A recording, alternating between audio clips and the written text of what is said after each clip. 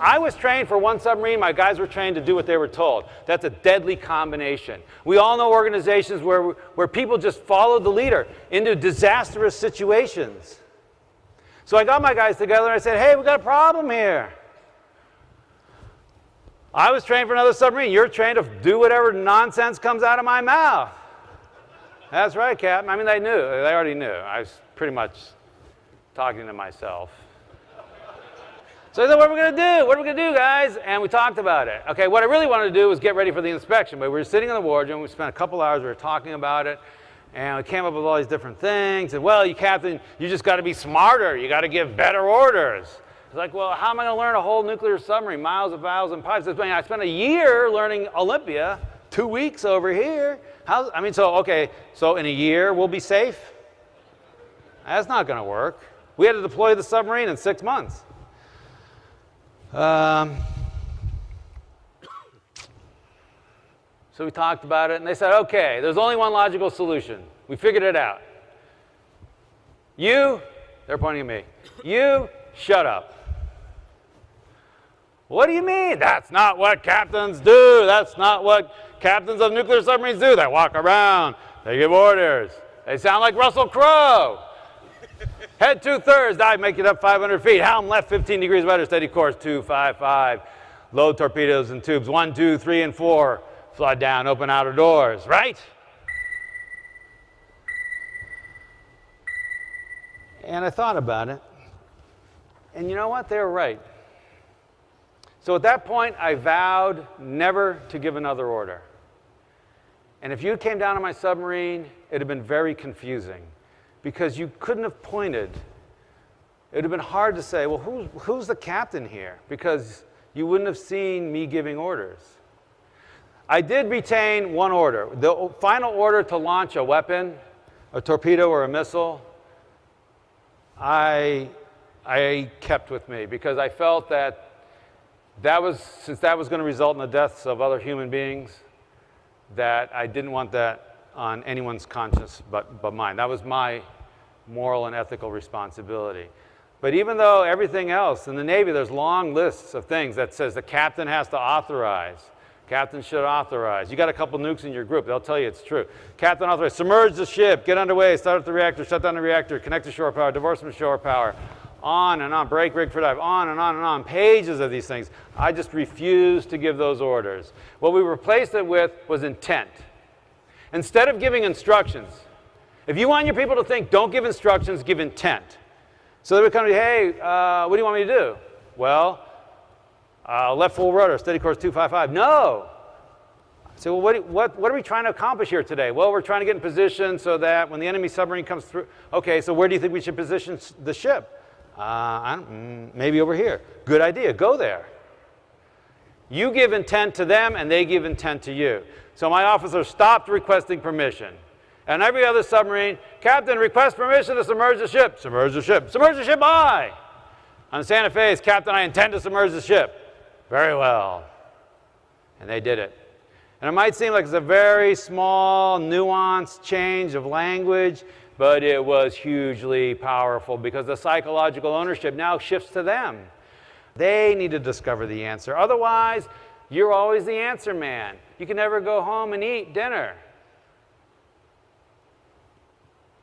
And so we started doing this. And it was hugely powerful. Actually, we went another step. Then I got smarter and I said, when the officer said, Captain, I intend to submerge the ship, I would ask him, well, what do you think I'm thinking right now? And he'd look at me, hard to tell. I'm guessing you're wondering whether it's safe. Bingo! I said, well, convince me it's safe. He said, Captain, I intend to submerge the ship. All men are below, hatches are shut, ship's rigged for dive. I checked the bottom depth. The submarine's in the water that's been assigned to us. Then later I would ask them, is it the right thing to do? And they would say, well, yes, sir, because our mission requires that we... And these are the two pillars that I think support this idea of giving control. These are the two pillars that need to be in place. The technical competence, which is represented by, is it safe? And the organizational clarity, which is represented by, is it the right thing to do? And you put those things in place, and then you can give control. And you give control, and you put those things in place.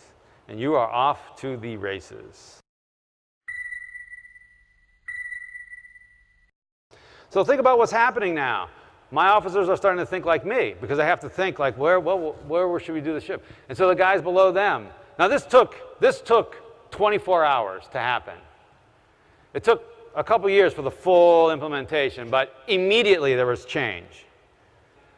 The officers started thinking like me. And so pretty soon I could go in the engine room, find the engine room lower level watch who was taking logs in the lube oil pumps, and he would know what the submarine was doing. He would know whether we were up tight, close to the enemy, and it was time to stay quiet, or whether we had backed out a little bit, and this may be a good time to change filters and make a little bit of noise. A year later, we received another inspection. A year later, we received an inspection. The inspecting team gave us the highest grade they had ever seen. Not that year, not in the Pacific, ever seen. Why? I mean, this crew had a captain who was a dummy. It's because that needle started moving up.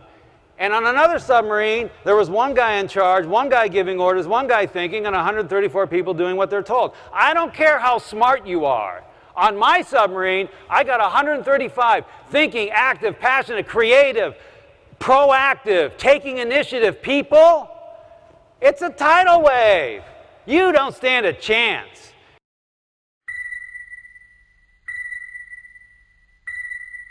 Here's the solution.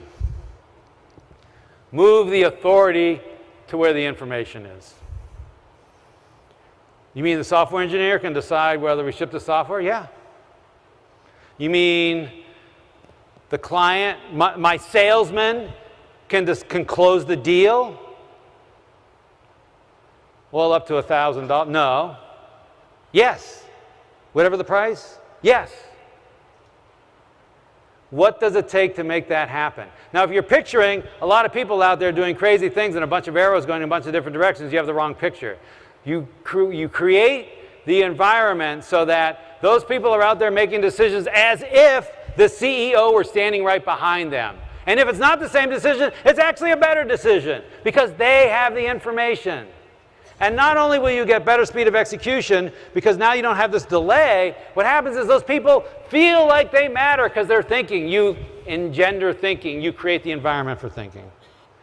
The secret is, nothing I said is hard. There's nothing hard. The only thing that's hard is you. It will feel wrong. You've been genetically and culturally programmed to take charge and make it happen. Take control and attract followers. And what you want is to give control and create leaders. It will feel wrong, and you will repeatedly start down this path if you so choose, and then you'll be angry at yourself like I was.